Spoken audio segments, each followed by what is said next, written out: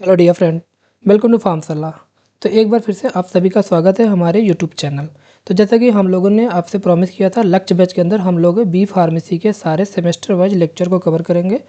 तो हम लोग उसी सीरीज में, जैसा कि हमने अभी स्टार्ट किया था ह्यूमन एनाटॉमी एंड फिजियोलॉजी का लेक्चर। तो इसमें लेक्चर 1 मैंने डिस्कस कर लिया था। अभी आज उसका लेक्चर 2 लेके आया हूँ, यूनिट 1 का ही। तो थोड़ा सा वीडियो देर से आ रहा है, उसके लिए सो सॉरी। बट कोशिश करेंगे नेक्स्ट वीक तक पूरा एचएपी जो हमारा पूरा यूनिट मतलब बी फार्मेसी का फर्स्ट सेम है, पूरा सारे सब्जेक्ट का लेक्चर कवर करने की कोशिश करते हैं आपके एग्ज़ाम से पहले। और जो भी प्रीवियस ईयर के एमसीक्यू मतलब प्रीवियस ईयर के जो भी आपके क्वेश्चंस है, उसका वीडियो ऑलरेडी मेरे यूट्यूब चैनल पे अपलोडेड है। आप लोग उसको जाके पूरा प्रीवियस ईयर के क्वेश्चन को सॉल्व करिए, क्योंकि मैक्सिमम 80 to 90% क्वेश्चन 3-4 साल का रिपीटेड होते हैं। तो उसको एक बार ज़रूर देखिएगा, क्योंकि बहुत इंपॉर्टेंट वीडियोज है वो। तो उससे एक आइडिया लग जाएगा, क्योंकि अभी आपका पहला सेमेस्टर है, तो एक आइडिया लग जाएगा किस तरीके से एकेटिव एग्जाम में लिखना होता है। क्योंकि कॉपी लिखना एक बहुत अच्छी कला भी होनी चाहिए, क्योंकि बहुत लोग लिखते हैं लेकिन फिर भी बैक लगती है। क्योंकि ऐसा होता है ना, लिखने का तरीका सबको नहीं पता होता। तो किसी एक वीडियो में लिखने का तरीका भी डिस्कस करेंगे, लेकिन अभी इस वीडियो में हम इस टॉपिक को आगे कवर करते हैं। तो जैसा कि आपने देखा, हमने कवर किया इंट्रोडक्शन ऑफ ह्यूमन बॉडी, पूरा एक वीडियो इसका है। इसका लिंक डिस्क्रिप्शन बॉक्स में भी दे दूंगा, और प्रीवियस ईयर पेपर का भी सारा डिस्कस वो वीडियो लिंक दे दूंगा, आप उसको जाके जरूर देखिए। तो आज हम इसमें यूनिट 1 में लेक्चर 2 में बात करेंगे सेलुलर लेवल ऑफ ऑर्गेनाइजेशन।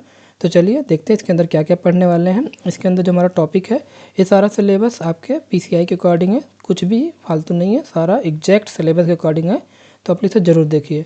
यहाँ पर हम बात करेंगे structure and function of cell, cell का स्ट्रक्चर फंक्शन क्या होता है। उसके बाद transport across this cell membrane, कोई भी चीज़ कैसे सेल मेम्ब्रेन के थ्रू इधर से उधर ट्रांसफर होती है। फिर हम बात करेंगे सेल डिवीजन, जो मोस्ट इंपॉर्टेंट टॉपिक है, ये क्वेश्चन आना ही है आपके एग्जाम में। उसके बाद सेल जंक्शन, ये भी मोस्ट इंपॉर्टेंट है, इससे 2 मार्क्स के क्वेश्चन बहुत ज़्यादा बनते हैं। देन आपका आएगा general principle of cell communication, ये भी मोस्ट इंपॉर्टेंट है। नेक्स्ट आपका intracellular signalling pathway, activation by extracellular signal molecule. उसके बाद हम देखेंगे फॉर्म्स ऑफ इंट्रासेलुलर सिग्नलिंग। इसमें 3-4 टाइप का आपका सिग्नलिंग है, जैसे contact dependent, paracrine signalling, paracrine और साइनेप्टिक और एंडोक्राइन। तो इसके आपके 2-2 मार्क्स में इसका डिफिनीशन पूछा जाता है, तो इसको जरूर अच्छे से देखना है। तो इस पूरे लेक्चर को चलिए शुरू करते हैं। आप लोग रेडी जाइए। यहाँ पर देखिए, सबसे पहले बात करते हैं सेलुलर लेवल ऑफ ऑर्गेनाइजेशन। तो व्हाट इज सेल। सबसे पहले अगर सेलुलर लेवल पढ़ेंगे तो सेल तो पढ़ना ही पड़ेगा। सेल पता होगा, सेल क्या है हमारे बॉडी का, पहली बात fundamental structural and functional unit होता है हमारे लिविंग ऑर्गेनिज्म का। ओके, यहाँ पर देखिए, ये जो सेल होता है हमारे बॉडी का सबसे स्मॉलेस्ट यूनिट भी होता है, जो क्या करती है, परफॉर्म करती है हमारे लाइफ के सारे फंक्शन, जो भी हम काम करते हैं, लाइक जो जितने भी सारे मेटाबॉलिक एक्टिविटी होती है, जो भी हमारे बॉडी का ग्रोथ होता है, जो हमारा रिप्रोडक्शन प्रोसेस होता है, और जो भी हम रिस्पॉन्स देते हैं किसी चीज़ को लेकर, वो सारी चीज़ें इसी सेल की वजह से ही हम सब कर पाते हैं। ओके, यहाँ पर देख सकते हैं एक साइंटिस्ट है जिनका नाम है एंटोन वान ल्यूवेनहॉक। सबसे पहले ये पहले साइंटिस्ट है जिन्होंने डिस्क्राइब किया एक लिविंग सेल को। उसके बाद आते हैं हमारी एक अनदर साइंटिस्ट जिनका नाम रॉबर्ट ब्राउन। रॉबर्ट ब्राउन ने बाद में सेल के अंदर न्यूक्लियस को खोजा। तो ये सब क्वेश्चन अपने आप में इंपॉर्टेंट है, आप इसे जरूर देखिए। नेक्स्ट, सेल थ्योरी क्या होती है। सेल थ्योरी 2 साइंटिस्ट ने मिलकर दिया था, मैथाइयस सलाइडेन और थियोडोर स्वान। तो जो मैथाइयस सलाइडेन थे, इन्होंने 1838 में इन्होंने बताया, और ये रहने वाले कहाँ के थे, जर्मन बॉटनिस्ट थे। इन्होंने बॉटनी पे काम किया, और इन्होंने एग्जामिन किया a large number of plant, ढेर सारे प्लांट को देखा, और उसके अंदर ऑब्जर्व किया, और सारे प्लांट को ऑब्जर्व किया, और पता लगाया कि different kinds of cell which form the tissue of plant, मतलब हमारे जो प्लांट के टिश्यू होते हैं वो अलग अलग टाइप के सेल से बने होते हैं, इन्होंने ये बताया। अब आगे देखते हैं, इन्हीं की सेम टाइम पे 1 साल के बाद एक और साइंटिस्ट आते हैं 1839 में, थियोडोर स्वान। जो स्वान थे ये क्या थे, ब्रिटिश के जूलॉजिस्ट थे। तो जूलॉजिस्ट थे, तो इन्होंने बायोलॉजी पे काम किया, जूलॉजी काम किया। इन्होंने बताया कि study the different type of animal cell, इन्होंने अलग अलग टाइप के एनिमल सेल की स्टडी किया, जानवरों पे स्टडी किया, और इन्होंने अपने रिपोर्ट में बताया कि cell had a thin outer layer, हमारे जो सेल्स होती हैं उसकी एक पतली सी बाहर एक लेयर होती है, जिसको आज हम प्लाज्मा मेम्ब्रेन के नाम से जानते हैं। तो ये मैथाइयस सलाइडेन और थियोडोर स्वान का रोल सेल थ्योरी में बहुत इंपॉर्टेंट है, ये भी याद रखिए।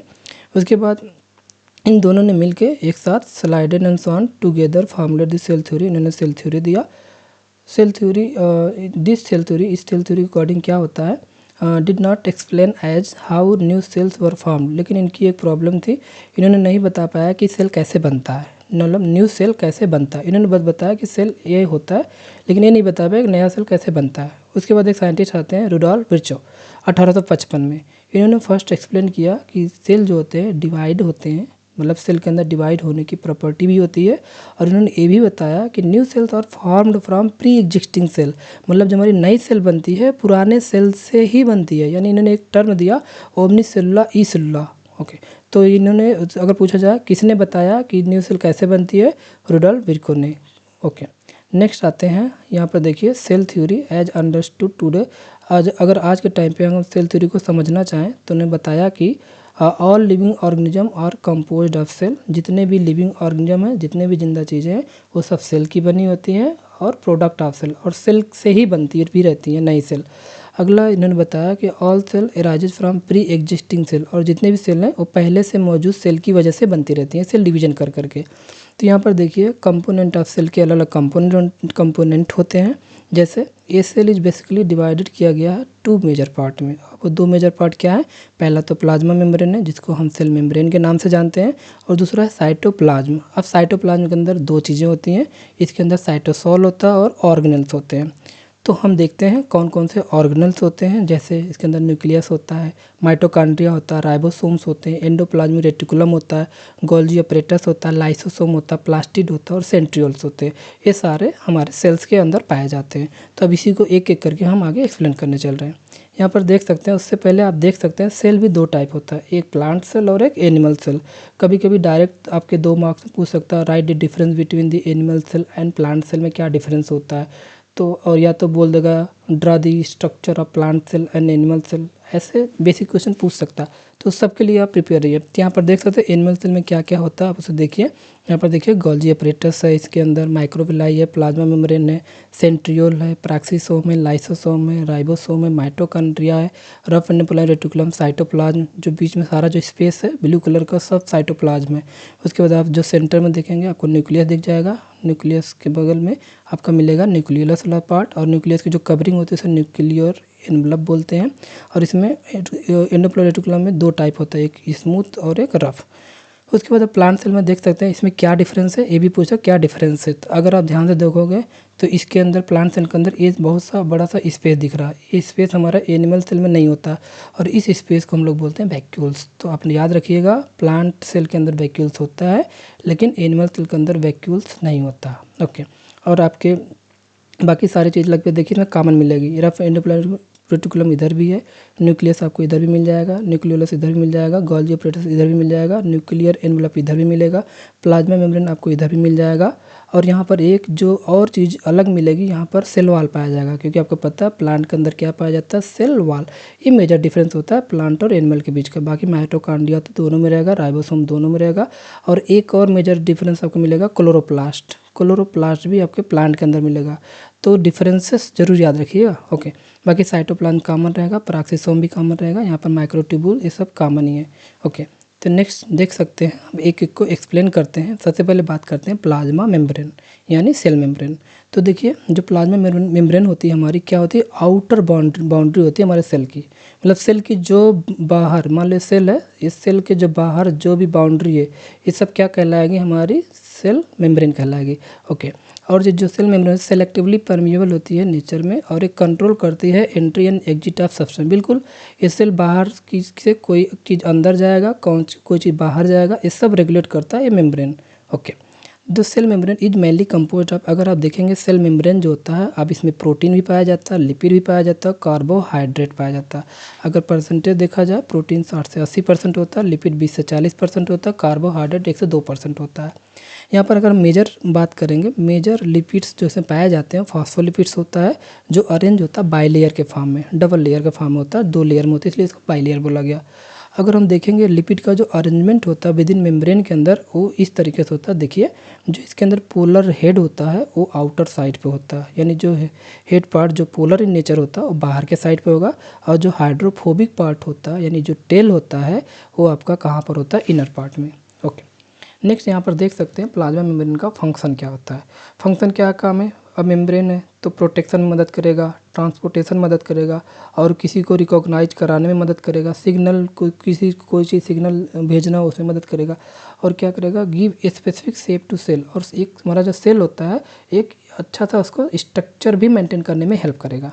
And act as a barrier to separate cell, और एक सेल को दूसरे सेल से अलग करने में भी हेल्प करेगा हमारा प्लाज्मा मेम्ब्रेन।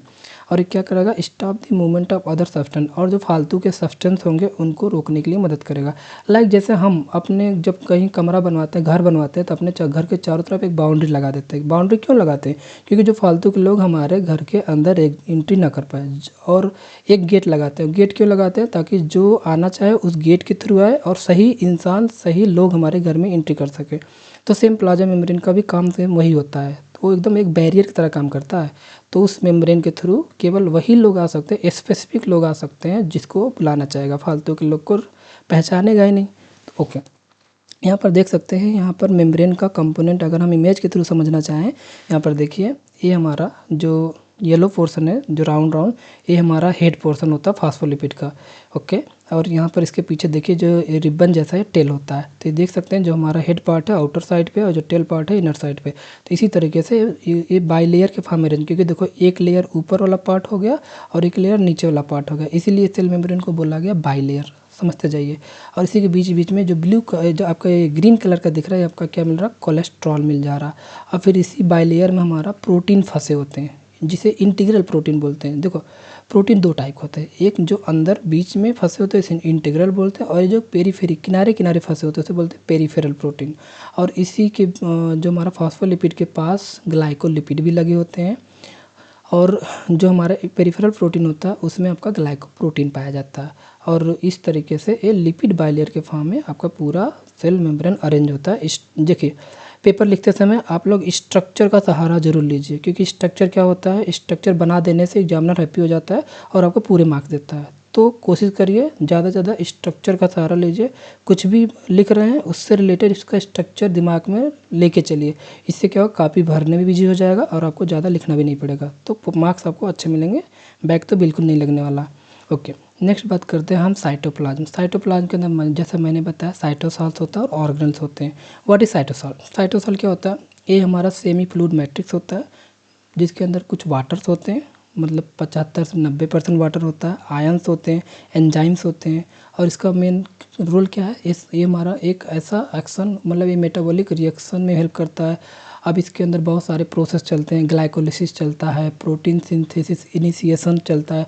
अभी हम लोग जो बायोकेमिस्ट्री जो आपके बी फार्म सेकेंड सेमेस्टर में जब पढ़ेंगे, ग्लाइकोलिसिस का पूरा पाथवे पढ़ेंगे, जो कि 10 स्टेप की रिएक्शन होती है, जिसके थ्रू क्या बनता है, हमारा ग्लूकोज ब्रेकडाउन हो, ग्लूकोज से क्या बन जाता है, 10 स्टेप के बाद 2 मोल पायरुविक एसिड बनता है। बहुत इंपॉर्टेंट पाथवे एग्जाम में आता ही है, सब डिस्कस करेंगे।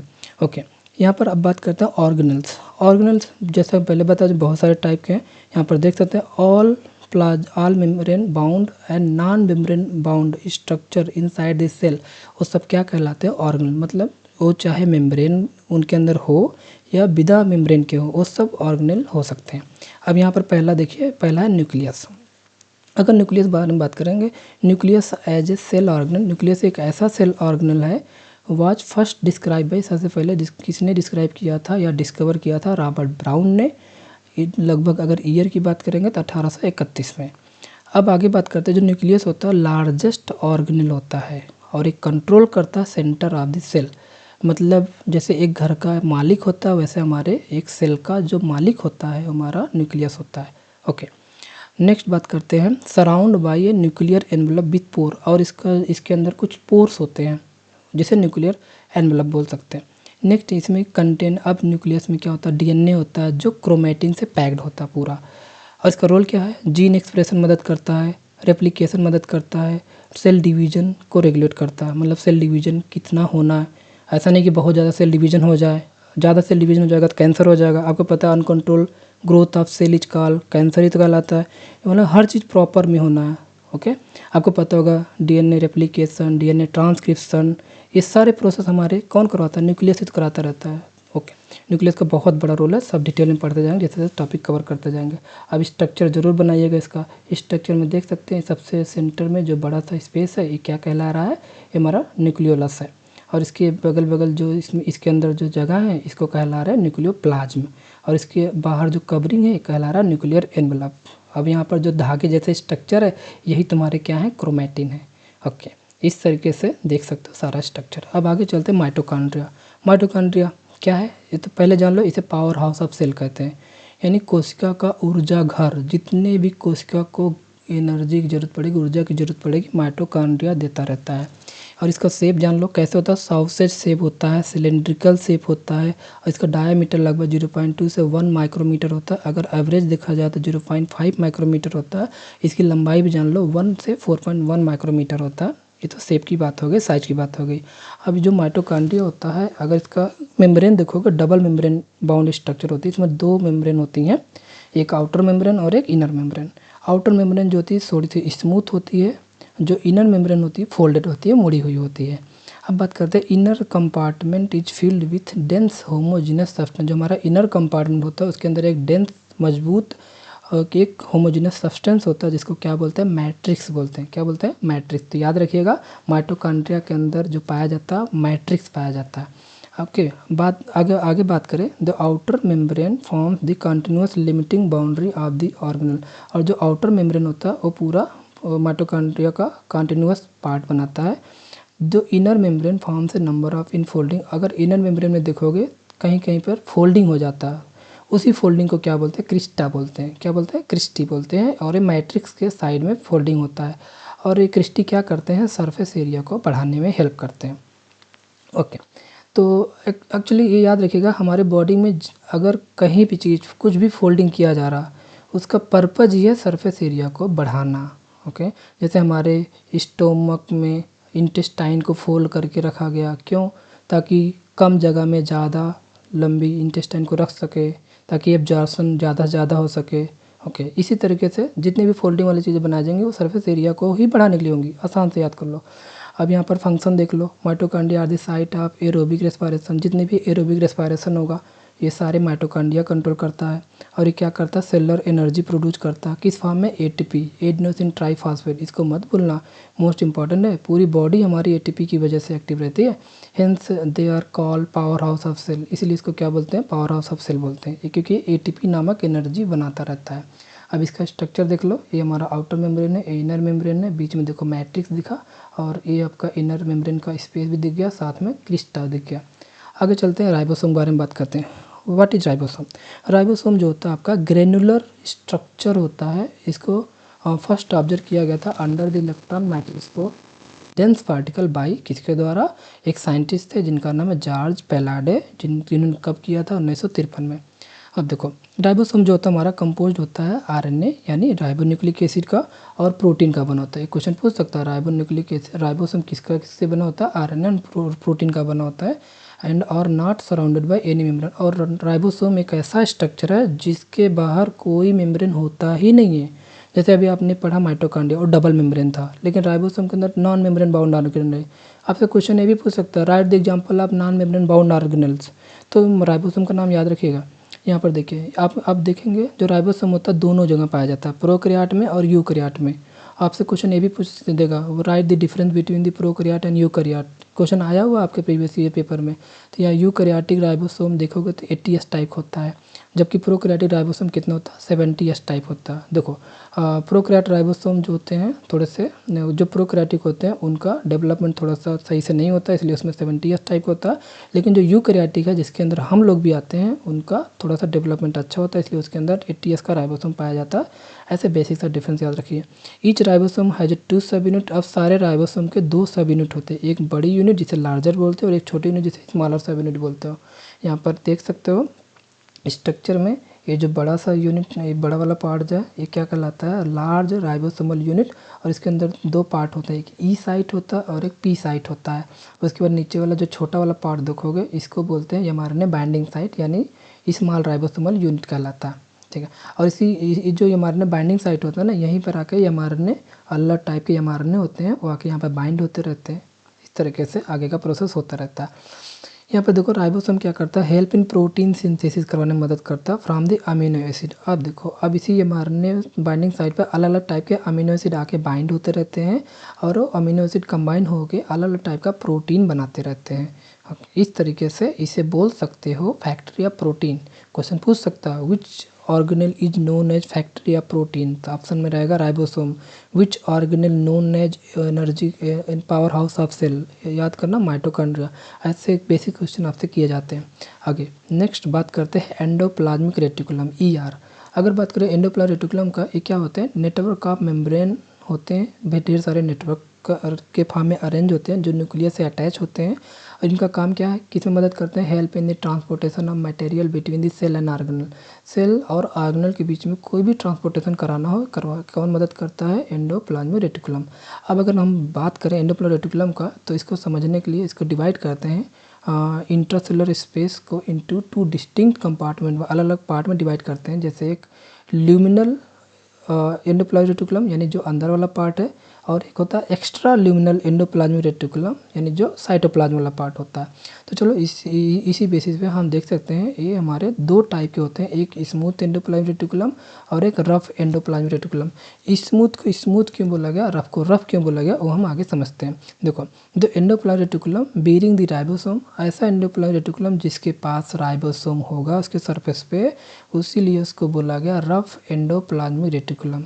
एंड ऐसा राइबोसोम विच ऐसा एंडोप्लाज्मिक रेटिकुलम जिसके पास राइबोसोम एब्सेंस होगा वो स्मूथ होगा देखने में, इसलिए उसको बोला गया स्मूथ एंडोप्लाज्मिक रेटिकुलम। ओके, अब आपको फंक्शन भी पता चल गया। अब जिसके ऊपर राइबोसोम होगा पक्का वो प्रोटीन की सिंथेसिस करवाएगा, और जिसके ऊपर राइबोसोम नहीं होगा वो प्रोटीन वो भी सिंथेसिस में हेल्प ही नहीं करेगा। तो ऐसे थोड़ा सा दिमाग लगा के याद करना है।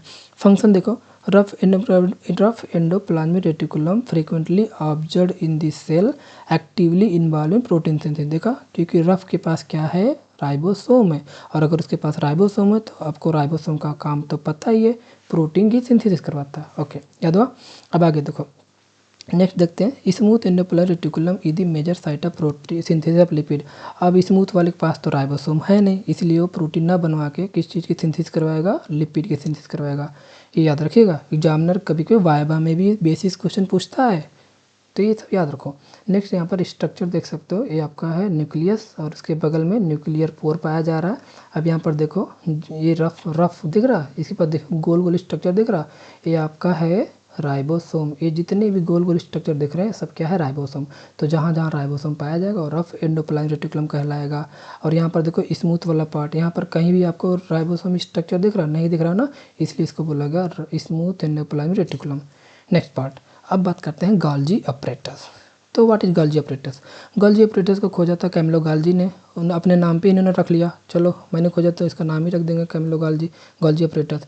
1898 में इन्होंने खोजा। First observe a densely stain reticular structure, सबसे पहले इन्होंने एक डेंस बहुत गाढ़ा स्टेन रेटिकुलर स्ट्रक्चर खोजा, कहाँ पे, नियर न्यूक्लियस के पास। इसमें इन्होंने देखा कि they consist of many flat, इसके पास बहुत सारे फ्लैट चिपटे हुए डिस्क शेप्ड सैक पाया जा रहा है, जिसे सिस्टर्नी बोलते हैं। अगर साइज के बारे में बात करें डायामीटर में, तो 0.5 माइक्रोमीटर से लेकर 1 माइक्रोमीटर डायामीटर में होता है।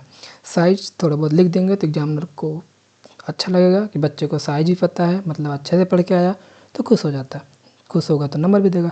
आगे, varied number of cisternae are present in Golgi complex. अगर आप देखेंगे दीज हमारे जो गोल्जी कॉम्प्लेक्स होते हैं इसमें बहुत सारे क्या पाए जाते हैं, सिस्टर्नी पाए जाते हैं।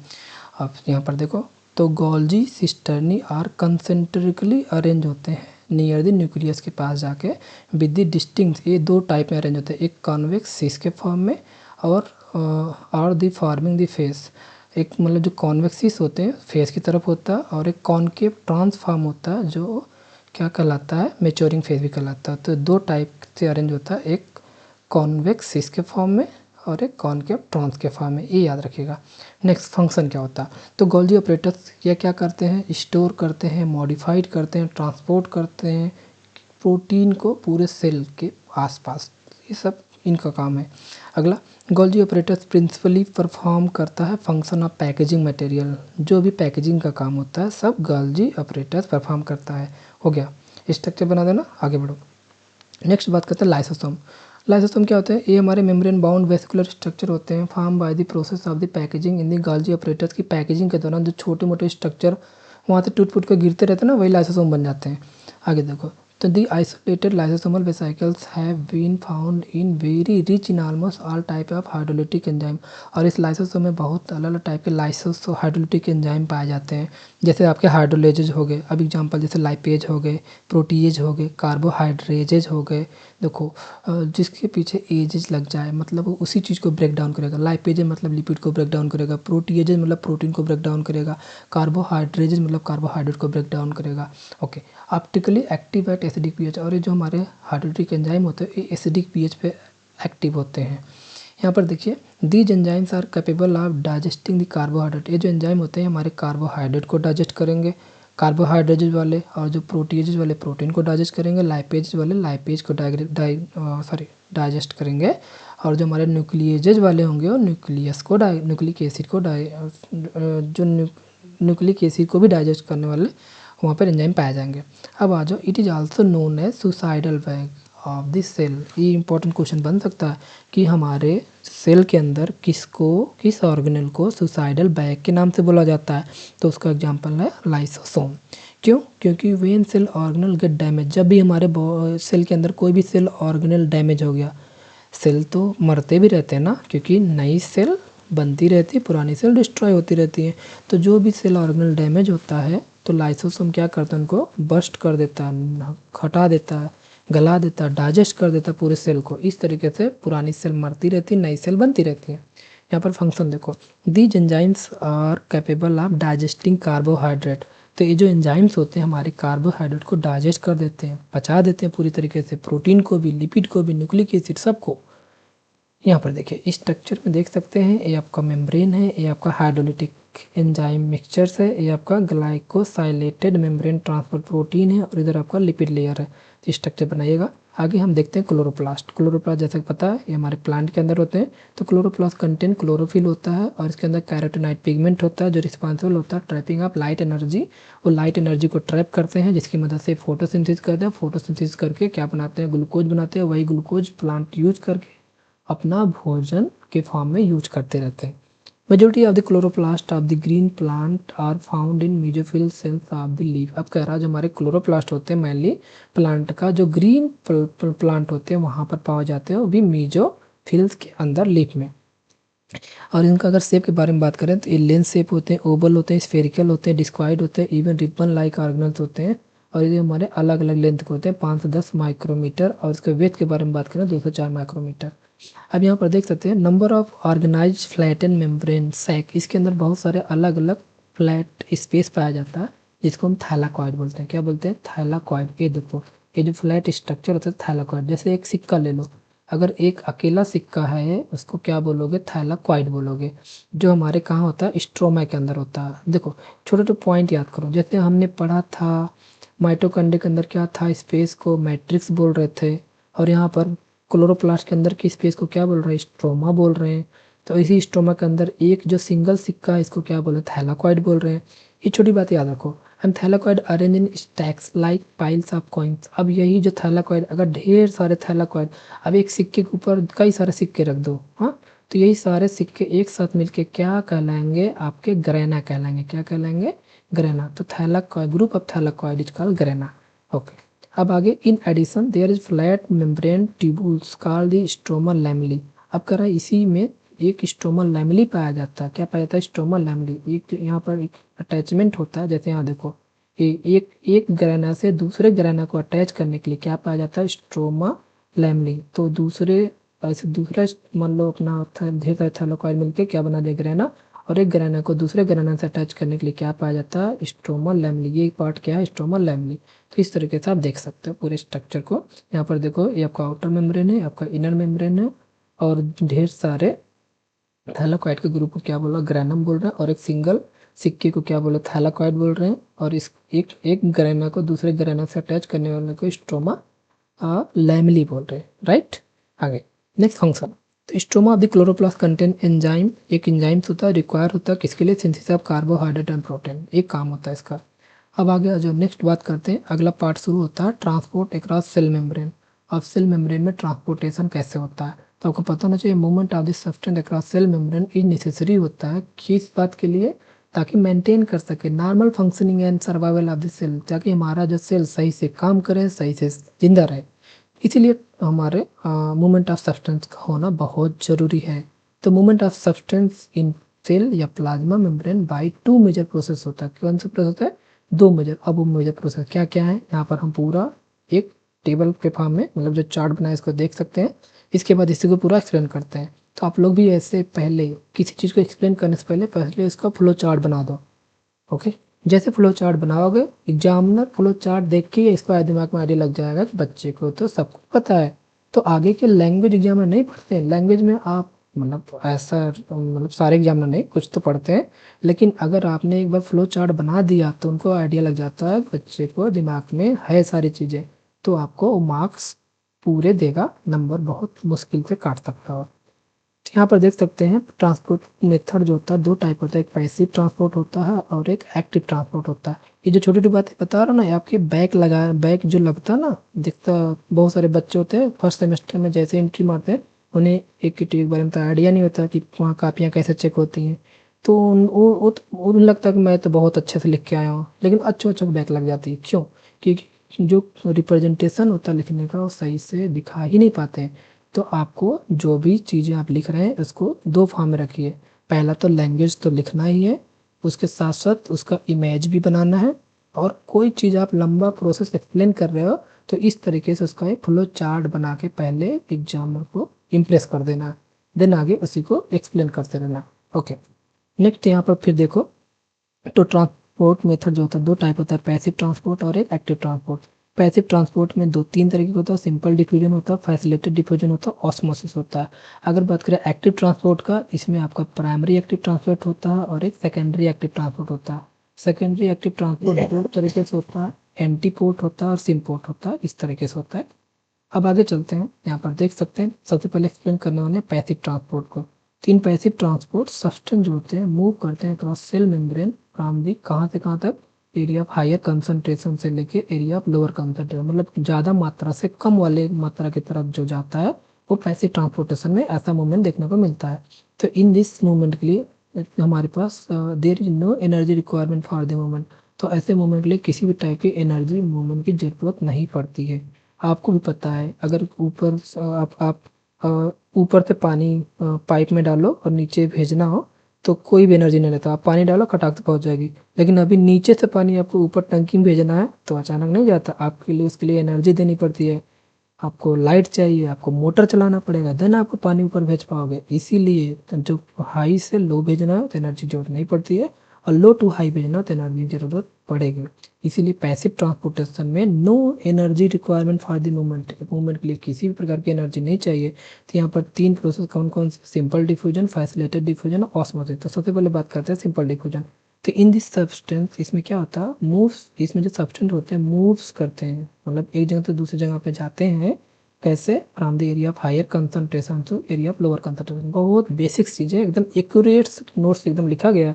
अच्छा, नोट्स मुश्किल से मिलेगा, पूरा पीपीटी फ्री ऑफ कॉस्ट आपको हमारे वेबसाइट फॉर्मशाला.in पे मिल जाएगा।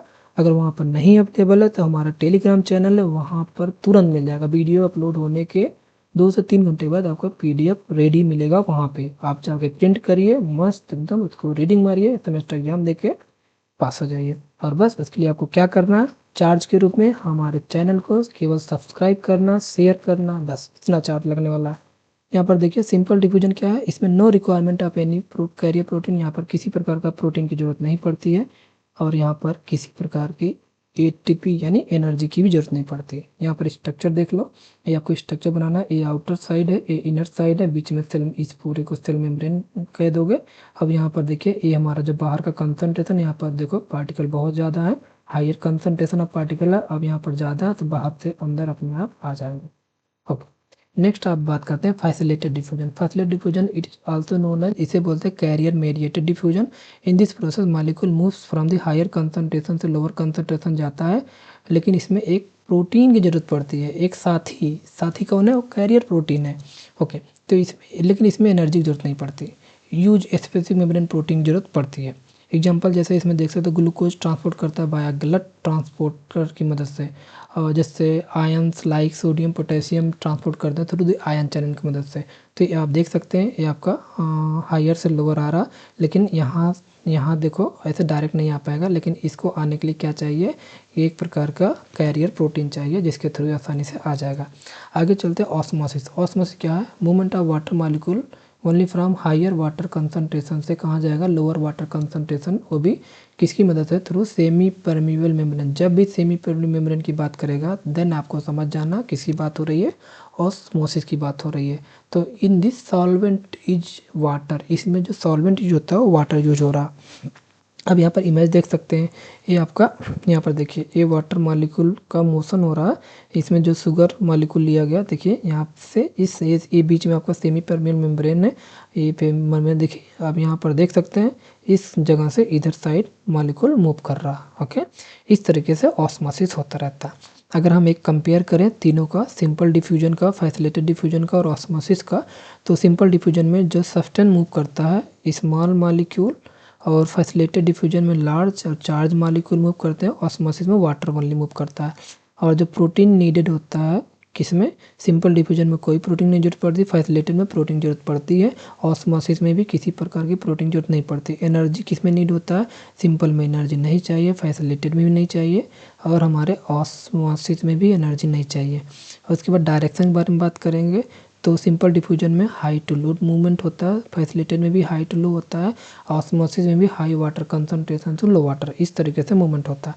अब आ जाओ एक्टिव ट्रांसपोर्ट। एक्टिव ट्रांसपोर्ट में क्या होता है, in active transport movement of molecule कहाँ से कहाँ होता है, region of lower concentration to higher concentration. Active आ गया, जहाँ भी एक्टिव आ जाए मतलब कोई काम अगर एक्टिवली करना तो क्या चाहिए, एनर्जी चाहिए। एक्टिवली क्यों करना पड़ेगा, क्योंकि नीचे जब आप लो से हाई जाओगे तो आपको एनर्जी चाहिए, इसीलिए एक्टिव वाले में हमेशा उल्टा हो जाता है, इसमें लोअर कंसंट्रेशन से हायर कंसंट्रेशन की तरफ मूवमेंट होने लगता है। इसमें देख सकते हैं इन दिस प्रोसेस, इसमें अब मैंने बताया ना, अगर आपको नीचे से ऊपर कोई चीज़ भेजना है तो आपको एनर्जी की जरूरत पड़ेगी, अगर लो से हाई भेजना है एनर्जी जरूरत पड़ेगी, बिल्कुल पड़ेगी, क्योंकि आप कंसंट्रेशन ग्रेडियंट के अगेंस्ट काम कर रहे हैं। ओके, यहाँ पर देखिए energy is obtain by the break down या हार्डनेस ऑफ एटीपी। अब इसमें देखोगे जो एनर्जी मिलेगी, आप इसको कैसे मिलेगी, आप जब जब जब एटीपी टूटेगा तब आपको एनर्जी मिलेगी, और जब एनर्जी मिलेगी तो कोई चीज़ लो कंसंट्रेशन से हाई कंसंट्रेशन में जा पाएगी, इस तरीके से एक्टिव ट्रांसपोर्ट हो पाएगा। अब एक्टिव ट्रांसपोर्ट भी दो टाइप होता है, एक प्राइमरी एक्टिव ट्रांसपोर्ट और secondary active transport. Primary active transport में क्या होता है, in this transport where ATP use directly to move molecule, मतलब इसमें डायरेक्टली एटीपी यूज होगा। यहाँ पर ये देख सकते हैं प्राइमरी एक्टिव ट्रांसपोर्ट का एग्जांपल, ये देखो ये हमारा एक्स्ट्रा सेलुलर स्पेस है और नीचे हमारा इंटरसेलुलर स्पेस है, और यहाँ पर देख सकते हो ये हमारा क्या है, प्रोटीन है, सेल मेम्ब्रेन में धसी हुई है। अब यहाँ पर एनर्जी एटीपी से ब्रेक डाउन हो रही है, जब एटीपी से ब्रेक डाउन होगा तो एडीपी प्लस इनऑर्गेनिक फास्फोरेट इस तरीके से टूटेगा और एनर्जी आपको मिलता रहेगा। आगे चलते हैं सेकेंडरी एक्टिव ट्रांसपोर्ट बारे में बात करते हैं।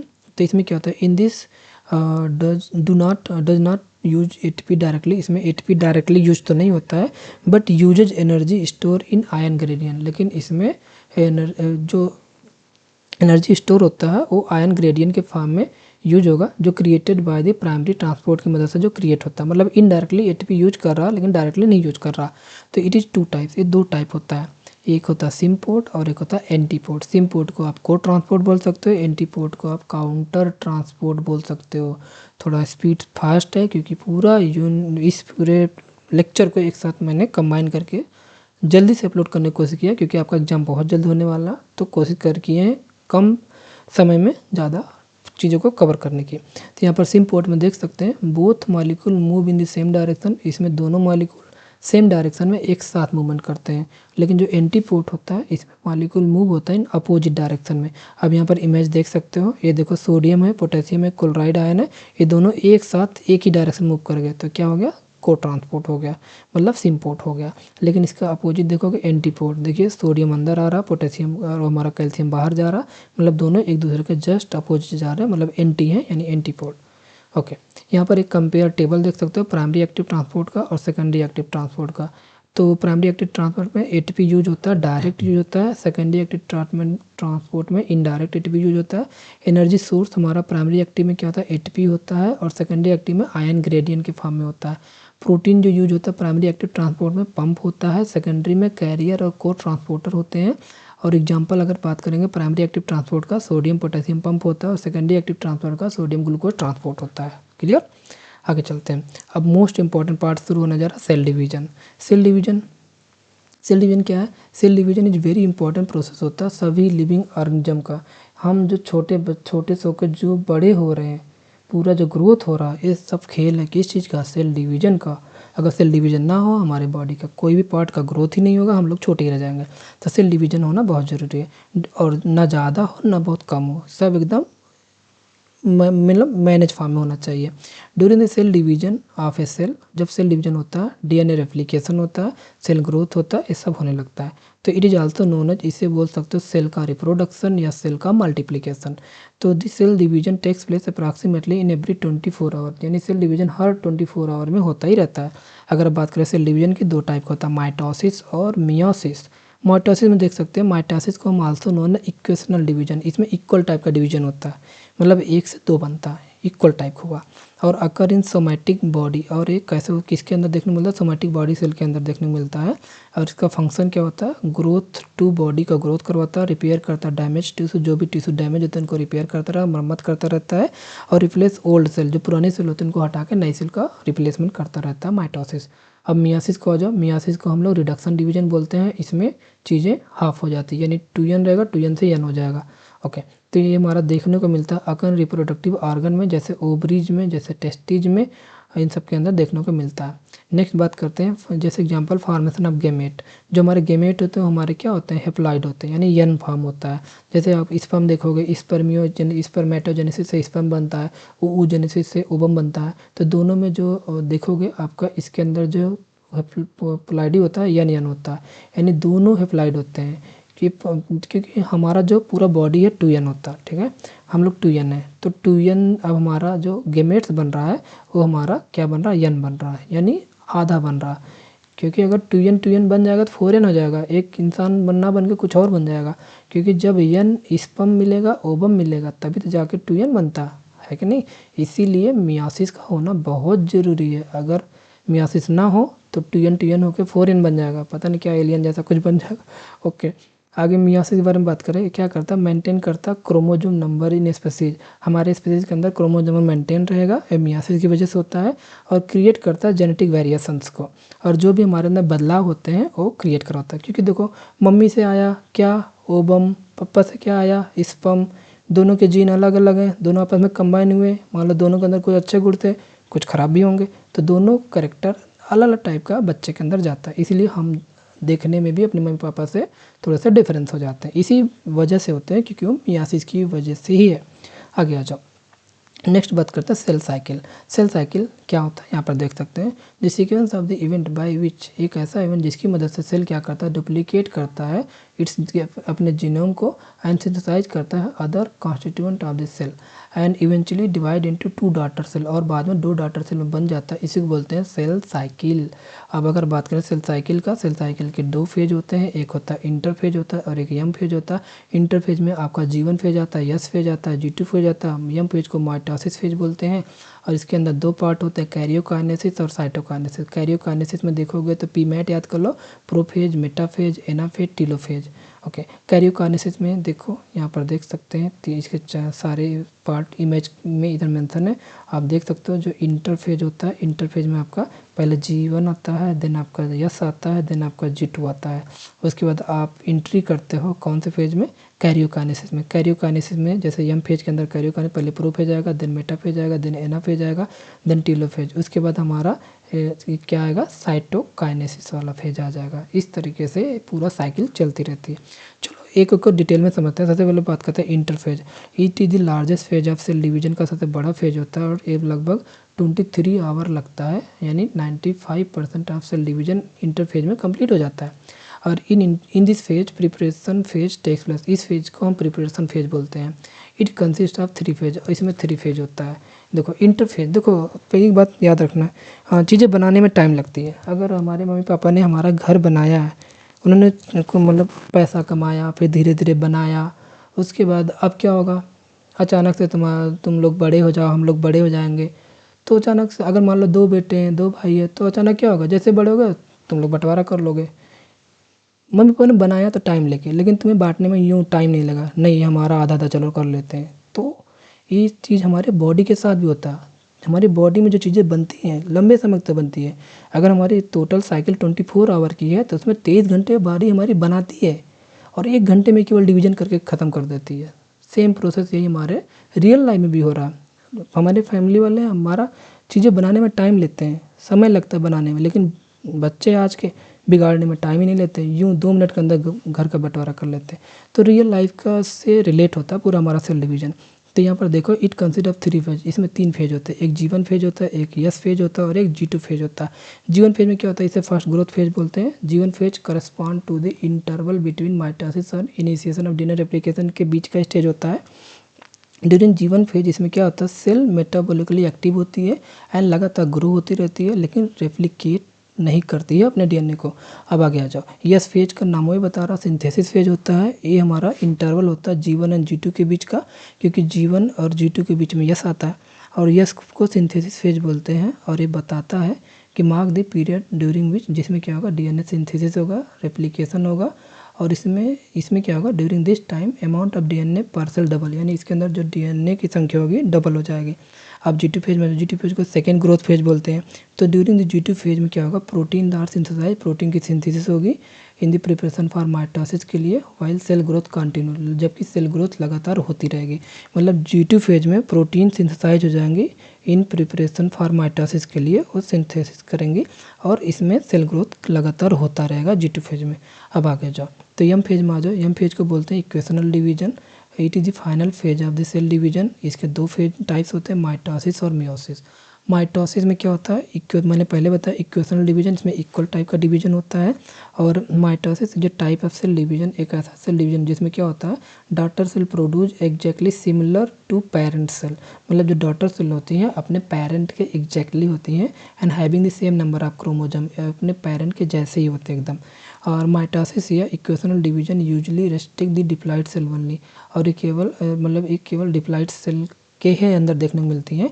लेकिन कुछ लोअर प्लांट्स और कुछ स्पेशल इंसेक्ट होते हैं जो हेप्लॉइड सेल्स होते हैं, ये भी आपके माइटोसिस के द्वारा देखने को, डिवीजन के अंदर भी माइटोसिस के द्वारा होता है।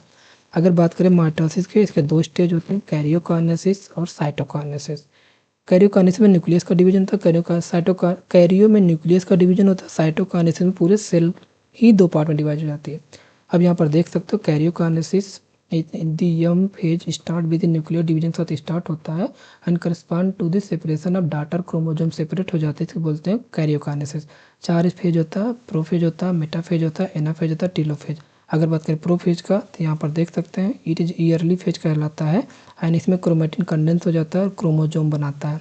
और क्रोमोजोम जो होते हैं are seen to be compose of 2 chromatid पाए जाते हैं जो आपस में अटैच हो जाते हैं सेंट्रोमियर पे जाके। एंड सेंट्रोसोम्स, इसमें क्या होता है, centrosome that replicate in yes phase, जो हमारे यस फेज में जो सेंट्रोसोम रेप्लिकेट हुआ था वो मूव कर जाएगा कहाँ पर, अपोजिट पोल पे, सेल के अपोजिट पोल पे जाएगा और क्या बनाएगा, माइटोटिक स्पिंडल बनाएगा, जिसे स्पिंडल फाइबर बोलते हैं। तो याद रखना, प्रोफेज में स्पिंडल फाइबर क्या कर जाते हैं, अपोजिट, मतलब जो सेंट्रोसोम होता है वो अपोजिट पोल पर चला जाता है और एक क्या बनाता है, माइटोटिक स्पिंडल बनाता है, जिसे आप स्पिंडल फाइबर बोल सकते हो। At the end of prophase में क्या होगा, न्यूक्लियोलस, एंडोपर्ल, जितने भी सेल ऑर्गेनल होंगे सब क्या होंगे, डिसअपीयर, गायब होना शुरू हो जाएंगे।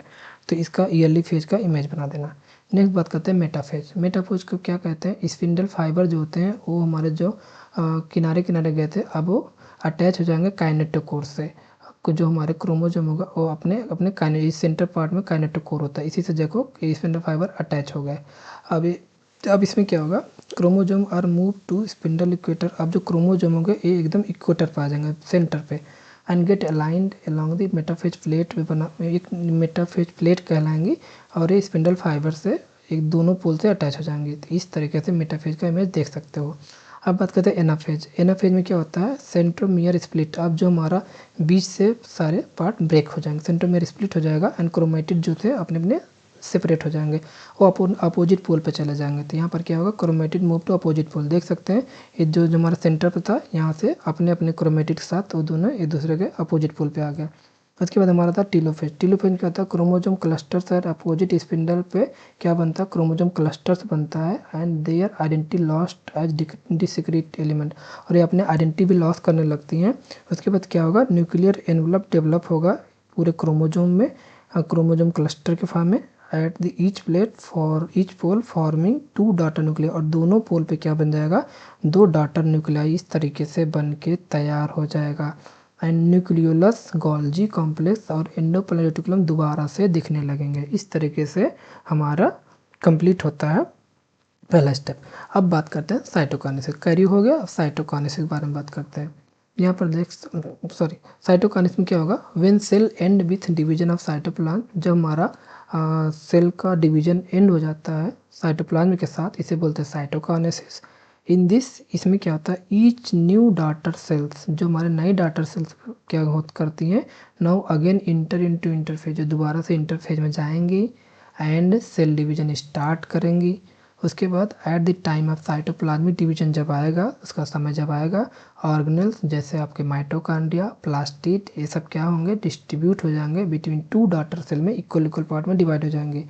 तो इस तरीके से हमारा पूरा साइटोकाइनेसिस हो जाता है। तो अगर पूरे फेज को आप इमेज के फॉर्म में एक साथ दिखाना चाहोगे तो ये देख सकते हो, ये प्रोफेज का पार्ट है। उसके बाद प्रोफेज का ही सेकंड पार्ट होता है प्रो मेटाफेज, देन आपका मेटाफेज स्टेज आती है, उसके बाद आपका एनाफेज स्टेज आती है, इसके बाद टीलोफेज आता है, फिर बाद में टीलोफेज के बाद में दोनों आपस में अपोजिट दो टाइप के साइटोप्लाज्म का डिवीजन हो जाता है पूरा पूरा। तो 2 टाइप का सेल देख सकते हैं, एक इधर बना और ये दोनों आपस में अलग हो जाते हैं और 2 टाइप का अलग अलग सेल बन जाती है। तो इस तरीके से पूरा साइटोकाइनेसिस आप देख सकते हो। और ये क्रोमोजोम का मैंने स्ट्रक्चर बताया ताकि आप समझ सको सिस्टर क्रोमेटिड किसे कहते हैं, जब सेमी क्रोमोजोम के अपने अपने क्रोमेटिड को बोलते हैं सिस्टर क्रोमेटिड, और जब अपोजिट क्रोमोजोम के एक एक पार्ट को देखा जाए तो नॉन सिस्टर क्रोमेटिड कहलाते हैं। आगे अब बात करते हैं मियोसिस। मियोसिस को रिडक्शन डिवीजन बोलते हैं। इसमें क्या होता है, the production of spring by कैसे सेक्सुअल रिप्रोडक्शन इंक्लूड, इसमें जो आपका 2 गेमेट का फ्यूजन होता है तब जाके हमारा बनता है मियोसिस प्रोसेस। तो इसमें क्या होता है, specialised kind of cell division देखने को मिलता है, जिसमें क्या होता है, रिड्यूज हो जाता है क्रोमोजोम नंबर बाई हाफ, जहाँ से बनते हैं 2n से n हो जाते हैं, जैसे मैंने पहले एक्सप्लेन किया, इसी बोलते हैं मियोसिस। और मियोसिस 2 टाइप होता है, meiosis first, meiosis second. Meiosis first में भी प्रोफेज फर्स्ट, वही सेम जो हमारे पीमैट थे उसी में फर्स्ट लगा दो, prophase first, metaphase first, anaphase first, telophase first. Meiosis second इसके बाद आती है, इसमें भी सेम वही जो हमारे पीमैट थे उसके अगर सेकंड लगा दो, prophase second, metaphase second, anaphase second, telophase second. चलो एक्सप्लेन करते हैं। तो मियोसिस ये पूरा टेबल फॉर्म में बनाया, आसानी से देख सकते हो, कुछ बहुत टफ चीज़ नहीं है, एकदम ईजी चीज़ है। तो प्रोफेज जो होता है, प्रोफेज फर्स्ट के बारे में बात करेंगे। प्रोफेज फर्स्ट जो होता है, ये फर्स्ट मेयोटिक डिवीजन होता है, typically longer and more complex होता है। It has been further divided into 5 phase. अब वो कौन सा है, leptotene, zygotene, pachytene, diplotene, diakinesis. अगर ये भूल जाना तो एक ट्रिक है, लता जरा पानी दे दो, लता जरा पानी दे दो, लता से लेप्टोटिन, जरा से जाइगोटिन, पानी से पैकेटिन, दे दो से डिप्लोटिन, डायकाइनेसिस। अगर इजी फॉर्म में देखें तो लेप्टोटिन के अंदर थिन थ्रेड बनते हैं, जाइगोटिन के अंदर पेयरिंग होने लगती है, उसके बाद पैकेटिन के अंदर क्रॉसिंग हो जाता है, डिप्लोटिन के अंदर चास्माटा नामक स्ट्रक्चर बनता है, डायकाइनेसिस के अंदर टर्मिनलाइजेशन हो जाता है। अब बात करते हैं मेटाफेज फर्स्ट। मेटाफेज फर्स्ट में क्या होता है, बाईवैलेंट क्रोमोसोम अलाइन कर जाते हैं इक्वेटोरियल प्लेट पे, एंड इसके बाद क्या होता है, microtubule from the opposite pole पे जो बने हैं वो क्या होते हैं, स्पिंडल अटैच टू काइनेटोकोर साथ अटैच हो जाते हैं और बनाते हैं होमोलॉगस क्रोमोसोम। आगे आ जाओ, एनाफेज फर्स्ट में आ जाओ। अब जो होमोलॉगस क्रोमोसोम बने हो क्या होंगे, सेपरेट होने लगेंगे, while sister chromatid remain attach to their centromere, जबकि सिस्टर क्रोमेटिड अपने सेंट्रोमियर से अटैच रहेगी। टेलोफेज फर्स्ट में क्या होगा, the nuclear membrane and nucleolar reappear होने लगेंगे, cytokinesis follow and this is called dyad of cell. यहाँ पर देखो ये प्रोफेज फर्स्ट था, ये मेटाफेज फर्स्ट है। यहाँ पर देखो ये स्पिंडल फाइबर अटैच हुए अपने अपने काइनेटोकोर से, उसके बाद दोनों अपने अपने एनाफेज फर्स्ट में अपोजिट होमोलॉगस क्रोमोसोम सेपरेट हो गया, अपने अपने अपोजिट पोल पर चला गया, और बाद में दोनों सेपरेट होकर देखिए अलग अलग सेल बना दिया टेलोफेज फर्स्ट में। ओके, अब आ जाओ मियोसिस सेकंड बारे में बात करते हैं। इन दिस मीन्स में क्या होता है, 2 new daughter cells that form in meiosis first, ये क्या करेंगे, जो 2 हमारे इधर ये जो डॉटर सेल बनी है दो मियोसिस फर्स्ट में, अभी क्या कहाँ जाएंगी, इंटर करेंगे मियोसिस सेकेंड में। अब मियोसिस सेकेंड में वही प्रोफेज सेकेंड आएगा। Prophase second it consist of meiosis in contrast to meiosis first. ये जो मियोसिस फर्स्ट के जस्ट अपोजिट होता है। इसमें मियोसिस सेकेंड में क्या होता है, it resemble as normal mitosis के जैसा होता है। इसमें क्या होता है, न्यूक्लियर मेम्ब्रेन डिसअपियर हो जाते हैं at the end of prophase second में जाते हैं। और इसमें same chromosome again become compact, same जैसे आपने अभी पढ़ के आया था माइटोसिस में, सेम वही सारा मियोसिस सेकेंड में होने वाला है। तो मेटाफेज सेकेंड में क्या होगा, एट दिस स्टेज, इस स्टेज में क्या होगा, क्रोमोजोम अलाइन एट इक्वेटर, फिर से यहाँ पे इक्वेटर में जाएगा और वही same microtubule form opposite pole पे अपने अपने स्पिंडल से अटैच हो जाएंगे and kinetochore of sister chromatid से अटैच हो जाएंगे। अब एनाफेज सेकेंड क्या होगा, वही सेम होगा। और उसके बाद साइमल्टेनियसली एक साथ क्या होगा, इस सेंटर में स्प्लिट हो जाएगा सारे अपने अपने क्रोमोजोम के एंड अलाउ करेगा अपने अपने अपोजिट पोल पे जाने के लिए, और वो अपने थ्रेड के थ्रू अपोजिट पोल पे चले जाएंगे। उसके बाद टेलोफेज सेकेंड में क्या होगा, मियोसिस एंड विथ होगा टेलोफेज सेकेंड के साथ, जिसमें क्या होगा, टू ग्रुप ऑफ क्रोमोजोम्स आपस में once again get enclose by a nuclear division के साथ अलग हो जाएंगे and cytokinesis follow result in the formation of tetrad. इस तरीके से 4 सेल बन जाएगी, यानी 4 रेफ्लाइड डॉटर सेल बन के तैयार हो जाएंगी। तो जैसा कि स्ट्रक्चर देख सकते हो, इस तरीके से जो हमारा मियोसिस फर्स्ट में ये दोनों बने थे। अब मियोसिस फर्स्ट के बाद ये हमारे एंट्री की है मियोसिस सेकेंड में। आप देख सकते हो यहाँ से ये एंट्री किया मेटाफेज सेकेंड में, इक्वेटर पे आ गया, सेम जैसे हमने मेटाफेज में पढ़ा था, माइटोसिस में देखा था। मेटाफेज सेकेंड के बाद अपने अपने देखो अपोजिट पोल पे जाना स्टार्ट कर देंगे। ये एक अपने अपोजिट पोल चलेगा, एक अपने बीच से ब्रेक डाउन होगा, अपोजिट पोल पे जाएगा। यानी एनाफेज में क्या होगा, देखो ये दोनों अपने अपने अपोजिट पोल पे चले गए। फिर अपोजिट पोल पे जाके ये वाला अपना अलग बना देगा, ये वाला अपना एक अलग सेल बना देगा, ये वाला अपना एक अलग सेल बना देगा, और ये अपना एक अलग सेल बना देगा। इस तरीके से एक सेल से आपने कितने सेल बना लिए, 4। यही तो मियोसिस में क्या होता है, आपके एक सेल से 4 सेल बन जाती है। ओके, नेक्स्ट अब आखिरी जो इसका पार्ट है क्या है, सेल जंक्शन। सेल जंक्शन छोटा सा पार्ट है, कवर कर दे जल्दी से। तो सेल जंक्शन इज सिंपली क्या होता है, कनेक्शन होता है बिटवीन 2 प्लाज्मा मेम्ब्रेन का या 2 सेल का, यानी आपस में जो अटैचमेंट होता है वो सेल जंक्शन कहलाता है। It can be seen between the 2 cell, between this cell या बेसमेंट मेम्ब्रेन के बीच में देखा जाता है। और it consist of multi proteins complex होते हैं दैट प्रोवाइड करता है कॉन्टैक्ट बिटवीन 2 नाइबरिंग सेल, जो आपस में 2 पड़ोसियों को अटैच करने में मदद करता है। अब सेल के जंक्शन के काम क्या है, इस सेल को आपस में पकड़े रखती है, मेंटेन करती है टीसी को इंटीग्रिटी को, हेल्प करती है इन दी कम्युनिकेशन बिटवीन सेल, एक सेल का दूसरे सेल से कम्युनिकेशन मदद करती है, प्रिवेंट करती है मूवमेंट ऑफ अनवांटेड शब्द, कोई फालतू का चीज़ हमारे मतलब पड़ोसी के घर से हमारे घर में ना आ जाए, इसलिए सेल जंक्शन जरूर होना चाहिए। टाइप ऑफ सेल जंक्शन वाला टाइप होता है, ये 5 टाइप एक्सप्लेन करो चैप्टर, ये वाला जो मतलब लेक्चर खत्म हो जाएगा। Tight junction, adherent junction, desmosome, hemi desmosome, gap junction. 2 marks के लिए बहुत इंपॉर्टेंट है, कभी कभी 7 मार्क्स में भी आ जाता है, फुल मार्क्स में। यहाँ पर देख सकते हैं टाइट जंक्शन। टाइट जंक्शन क्या होता है, tight junction act as a barrier, जो क्या करता है, प्रिवेंट करता है मूवमेंट ऑफ अनवांटेड सब्सटेंस। इसमें क्या होता है, ये सील करता है स्पेस बिटवीन एडजेसेंट सेल को। ये जो हमारा पाया जाता है इंटेस्टाइन में, किडनी ट्यूबुल्स में, ब्लड ब्रेन बैरियर के अंदर। तो आप यहाँ पर देख सकते हो ये हमारा क्या है, सेल है, और सेल के बीच में देखो ये बहुत टाइट जंक्शन बनाए गए हैं, तो इसे बोलते हैं टाइट जंक्शन, जो आपस में बहुत टाइटली बांधे होते हैं। ये हमारा टाइट जंक्शन है। देखो इस वाले स्ट्रक्चर में पूरी तरीके से एक साथ सारे स्ट्रक्चर दिखा दिए गए। अगर आप देखना चाहोगे, ये पहला वाला पार्ट टाइट जंक्शन का है, और उसके बाद एडहेरेंट जंक्शन ये वाला सेकेंड वाला पार्ट है, और उसके बाद जो गैप होता है दोनों के बीच में ये वाला पार्ट है, और उसके बीच में डेस्मोसोम्स वाला पार्ट है। अगर हम एक अपने टाइट जंक्शन को जूम करके देखें तो इस तरीके से दिखेगा। यहाँ पर देख सकते हो इसके अंदर एक एक्टिन फिलामेंट होता है, और इसमें एडॉप्टर्स होते हैं, और इसमें आपके ट्रांसमेम्ब्रेन प्रोटीन्स होता है, और इसमें सेल मेम्ब्रेन होता है। इस तरीके से बीच में पोर होते हैं, तो इस तरीके से आपका टाइट जंक्शन बहुत टाइटली अटैच होता है। अब आ जाओ एडहेरेंट जंक्शन। जो एडहेरेंट जंक्शन होते हैं कंटेंस प्लेक होता है इसके अंदर, जो बहुत डेंस लेयर ऑफ प्रोटीन की बनी होती है, और ये क्या करते हैं, एनकोर सेल को आप anchor cell together by connecting their cytoskeleton, यानी अपने साइटोस्केलेटन की मदद से एक दूसरे को कनेक्ट किए रहती हैं। और ये कहाँ पाई जाती हैं, एपिथेलियल टिश्यू में, कार्डियक मसल्स के अंदर पाई जाती हैं। कार्डियक मसल मतलब जो हार्ट की मसल्स होती हैं वही। अब यहाँ इमेज देख लो एडेनोसिन जंक्शन, यहाँ पर देखो ये आपका एडेसन बेल्ट दिखा, किस किस से मिलकर बना होता है। देखिए प्लेक हो गया, माइक्रोफिलामेंट एक्टिन हो गया, ट्रांस मेम्ब्रेन ग्लाइकोप्रोटीन कैडहेरिन हो गया, और बाहर देखो इंट्रासेलुलर स्पेस है, और यहाँ पर देखो एडजेसेंट प्लाज्मा मेम्ब्रेन है, और आपस में देखो कितने अच्छे से एडजेसेंट जंक्शन अटैच है। तो इमेज बना के अच्छे से एक्सप्लेन करो। नेक्स्ट चलते हैं डेस्मोसोम। डेस्मोसोम क्या होता है? These junctions keep the neighbouring cell together, पड़ोसियों को आपस में रखती हैं। दे कंटेन प्लेक, इनके अंदर प्लेक होते हैं, इंटरमीडिएट फिलामेंट होते हैं जो मेडअप ऑफ केराटिन का बना होता है। द ग्लाइकोप्रोटीन हेल्प करता है अटैचमेंट ऑफ सेल को अटैच करता है। एग्जाम्पल स्किन की एपिडर्मिस पाया जाता है, हार्ट के मसल पाया जाता है। यहाँ पर देख सकते हो ये एडजेसेंट प्लाज्मा मेम्ब्रेन है, और बीच में देखो यहाँ पर प्लेक आ गया, ये प्लेक हो गया, और यहाँ पर लिंकर प्रोटीन जिसे कैडहेरिंग करते हैं, ये हमारे लिंकर हो गए। उसके बाद इसमें इंटरमीडिएट फिलामेंट केराटिन पाया जाता है, और ये देखो इंट्रासेलुलर स्पेस भी रहता है। तो ये हमारा डेस्मोसोम्स का एग्जांपल मतलब स्ट्रक्चर है। आगे जो हेमीडेस्मोसोम्स, हेमीडेस्मोसोम्स क्या होते हैं? ये रिजेंबल लाइक डेस्मोसोम के जैसे होते हैं, but they do not attach with adjacent cell, लेकिन ये एक दूसरे एडजेसेंट सेल से अटैच नहीं होते हैं। They attach cell to basement membrane, ये बेसमेंट मेम्ब्रेन से अटैच होते हैं, and found in basal layer of skin epithelium में पाया जाता है। यहाँ पर देख सकते हो ये इंटरमीडिएट फिलामेंट केराटिन दिख रहा है, ये वाला पार्ट। उसके बाद यहाँ पर देखो प्लेक दिखा, उसके बाद ट्रांस मेम्ब्रेन ग्लाइकोप्रोटीन इंटीग्रिन इसमें पाया जाता है इन एक्स्ट्रासेलुलर स्पेस में। और यहाँ पर देखिए प्लाज्मा मेम्ब्रेन है, और ये बेसमेंट मेम्ब्रेन है। ऊपर वाला प्लाज्मा मेम्ब्रेन है, नीचे वाला बेसमेंट मेम्ब्रेन है। इस तरीके से हेमीडेस्मोसोम का स्ट्रक्चर बना देना।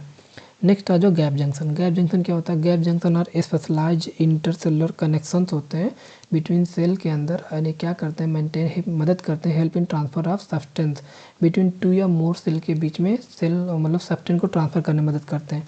और हमारे पाया जाता है कार्डियक मसल में, स्मूथ मसल में, और एम्ब्रियोनिक सेल्स में। यहाँ पर देख सकते हो एक बहुत बड़ा सा गैप भी आपको दिख सकता है, इसी वजह से इसको गैप जंक्शन बोलते हैं।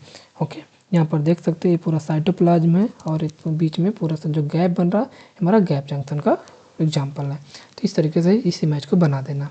ओके, तो हमने कवर किया सारे सेल जंक्शन को, एक बार कंपेयर कर लेते हैं। तो टाइट जंक्शन में क्या होता है? इसका मेन फंक्शन लीकेज को प्रिवेंट करता है। कौन सी की प्रोटीन होती है? क्लाउडिन और ऑक्लूडिन होती है, कनेक्ट करता है सेल को सेल से। अगला हमारा एडहेरेंस जंक्शन होता है, जो क्या काम करता है? मैकेनिकल सपोर्ट प्रोवाइड करता है। इसके अंदर की प्रोटीन कैडहेरिंग होता है, ये भी कनेक्ट करता है सेल को सेल से। अगला हमारा डेस्मोसोम होगा, डेस्मोसोम क्या करता है? स्ट्रॉन्ग एडहेशंस में मदद करते हैं, और इसका जो की प्रोटीन होता है डेस्मोजेलिन होता है, ये भी क्या करता है? सेल को सेल से कनेक्ट करता है। अब बात करते हैं हेमीडेस्मोसोम्स। जो हेमीडेस्मोसोम्स होते हैं इसके अंदर जो मेन फंक्शन होता है एनकोरिंग मदद करता है। इसके अंदर इंटीग्रिन प्रोटीन पाया जाता है, इस सेल को बेसमेंट मेम्ब्रेन से अटैच करता है। उसके बाद आ जाओ गैप जंक्शन। गैप जंक्शन का मेन काम है कम्युनिकेशन मदद करना, और इसका की प्रोटीन कनेक्जिन होता है, कनेक्ट करता है सेल को सेल से। तो इस तरीके से इजी वे में आपने इस पूरे चैप्टर को समझने की कोशिश की। थोड़ा सा फास्ट था क्योंकि सारे को इस लेक्चर 2 को पूरे एक साथ जल्दी से कवर करना था। आई होप ये वीडियो आपको ज़रूर पसंद आएगा। पूरे की पीडीएफ आप लोग डाउनलोड करके अच्छे से पढ़िए। हम लोग मिलते हैं अगले लेक्चर, इसका जो अगला पार्ट है उसमें। अगर आप लोग को वीडियो पसंद आता प्लीज़ कमेंट भी डालिए अगर वीडियो अच्छा लगे, और कहीं पर भी आपको कोई सजेशन चाहिए, कुछ भी हेल्प चाहिए, यहाँ पर आप कमेंट करिए, हम उससे रिलेटेड वीडियो ज़रूर बनाएंगे। Okay, thank you so much. और एक मिनट, एक छोटा सा पार्ट रह गया है, general principle of cell communication, इसको भी कवर कर लेते हैं। तो यहाँ पर देख सकते हो cell communication is also known as cell signalling, इसको सेल सिग्नलिंग बोलते हैं। In this it is ability of cell to receive and send signal from in other cell. मतलब इसमें क्या होता है, इसके जो सेल कम्युनिकेशन क्या होता है, इसके अंदर एक एबिलिटी होती है जिसमें क्या करता है, सेल रिसीव करता है सिग्नल को किसी दूसरे सेल से। सेल कम्युनिकेशन इज इम्पॉर्टेंट होता है ग्रोथ के लिए एंड डेवलपमेंट ऑफ सेल के लिए। तो ये बहुत इंपॉर्टेंट टॉपिक है, ये भी पूछा जाता है एग्जाम में। तो इसके जो टाइप ऑफ सिग्नलिंग होता है, पैराक्राइन सिग्नलिंग है, ऑटोक्राइन सिग्नलिंग है, और एंडोक्राइन सिग्नलिंग है, और एक डायरेक्ट सिग्नलिंग है। तो आगे देख सकते हैं पैराक्राइन सिग्नलिंग में बहुत छोटा सा टॉपिक है, इंपॉर्टेंट है मगर 2-2 मार्क्स के लिए। तो पैराक्राइन सिग्नलिंग जो होता है is a form of cell signalling होता है, जिसमें क्या होता है, target cell is very close होता है सिग्नलिंग सेल के, और बट नॉट डायरेक्टली अटैच, लेकिन डायरेक्टली अटैच नहीं होता है।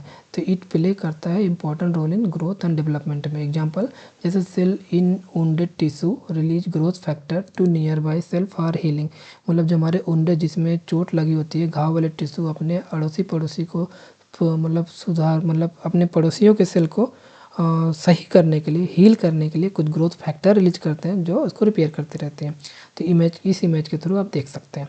नेक्स्ट ऑटोक्राइन सिग्नलिंग में क्या होता है, इसमें क्या होता है, in autocrine signalling a cell signal out to itself, यानी खुद की सेल खुद ही रिलीज करती है एक सिग्नल जो लिगेंड के फॉर्म में होता है, जो बाइंड करता है रिसेप्टर के साथ इस अपने ही सरफेस में, और क्या करता है, ऑटोक्राइन सिग्नलिंग कंप्लीट करता है। तो ऑटोक्राइन सिग्नलिंग देखा जाए तो प्ले करता है की रोल इन मेटास्टेसिस में। यहाँ पर देखिए अपनी ही सेल है, इसने लिगेंड निकाला और लिगेंड अपने ही मॉलिक्यूल पर अटैच हो रहा।